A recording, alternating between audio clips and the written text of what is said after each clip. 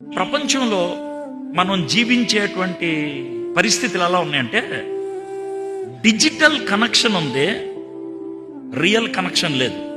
ఇది వరకు నలుగురు కలిస్తే కనుక పిచ్చాపాటి మాట్లాడుకునేవాళ్ళు.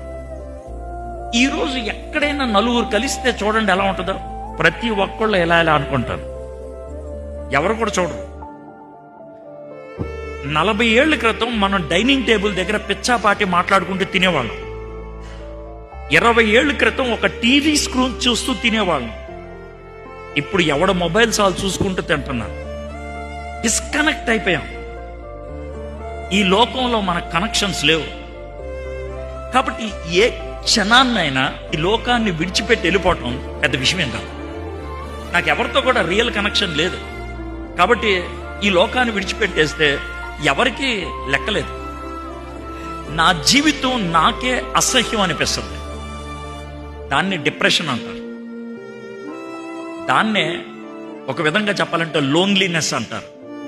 ప్లేట్లు యూజ్ అండ్ త్రో అయితే పర్లా, గ్లాసులు యూజ్ అండ్ త్రో అయితే పర్లా. మా చిన్నప్పుడు ఇంక్ పెన్ ఉండేది. ఒకసారి కొనుక్కుంటే సంవత్సరం దాకా వాడేవాడు. ఇప్పుడు ఇంక్ పెన్ కూడా కాదు, తర్వాత బాల్ పెన్ వచ్చింది.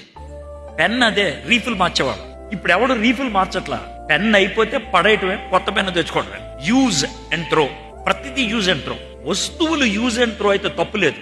అది ఎక్కడికి వచ్చిందంటే మనుషుల దగ్గరకు వచ్చింది. మీకు అర్థమైందండి? మనుషుల దగ్గరకు రావటం అంటే, నా అవసరత ఉందనుకోండి చాలా మర్యాదగా ఉంటారు. నా అవసరత ఉందనుకోండి, బ్రదర్ బాగున్నారా అది ఇది అని మాడతారు. అవసరం తీరిపోయింది అనుకో, నీ మొహం కూడా చూడరు. నేను చాలాసార్లు అనుభవించేది.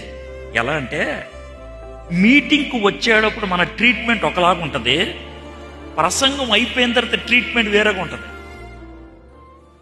నిజం.